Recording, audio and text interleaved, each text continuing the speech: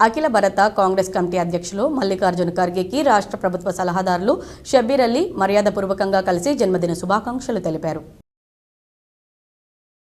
నందిపేట్ కేదారేశ్వర ఆశ్రమంలో గురు పౌర్ణమి వేడుకలు ఘనంగా నిర్వహించారు. అధిక సంఖ్యలో భక్తులు హాజరయ్యారు.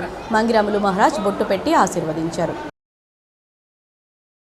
విస్తారంగా కురుస్తున్న వర్షాలతో గోదావరి నది ఉప్పొంగి ప్రవహిస్తుంది. 2 రోజులుగా కురుస్తున్న వర్షాలతో ములుగు జిల్లా టేకులగూడెం గ్రామం వద్ద గల రేగుమాకు వాగు వంతెన పైనుంచి ప్రవహిస్తుంది. విస్తారంగా కురుస్తున్న వర్షాలతో గోదావరి నది ఉప్పొంగి ప్రవహిస్తోంది.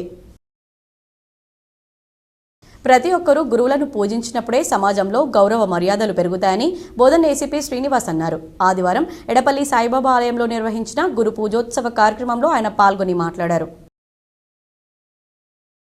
ఏర్గట్ల మండలం తడ్పాకల్ గ్రామంలోని ప్రసిద్ధ తీర్థక్షేత్రం శ్రీ రామాలయం వద్ద గురు పౌర్ణమి వేడుకలు ఘనంగా జరిగాయని దేవాలయ అర్చకులు తిరునగరి కృష్ణస్వామి తెలిపారు. రోటరీ క్లబ్ జేమ్స్ నిజామాబాద్ ఆధ్వర్యంలో తిరుమల నర్సింగ్ హోం ఖలీల్వాడి వారి సహకారంతో జేమ్స్ కుటుంబ సభ్యులకు ఎగ్జిక్యూటివ్ కార్డియాక్ చెకప్ డాక్టర్ ఓ సందీప్ రావు పర్యవేక్షణలో జరిగింది. నగరంలోని హైదరాబాద్ రోడ్లో గల బింగి ఫంక్షన్ హాల్లో గురు పౌర్ణమి వేడుకలు ఘనంగా జరిగాయి. శ్రీ ముత్యంపేట గణేష్ ప్రసాద శర్మ దంపతులకు భక్తులు ఘన స్వాగతం పలికి రుద్ర పాలాభిషేకం చేశారు. నిజామాబాద్ జిల్లాలో ఈ సీజన్లో అత్యధిక వర్షపాతం నమోదైంది. జిల్లా వ్యాప్తంగా 24 గంటల వ్యవధిలో 9 సెంటీమీటర్ల వర్షపాతం నమోదు కావడంతో వాగులు, వంకలు, చెరువులు నిండి ప్రవహిస్తున్నాయి.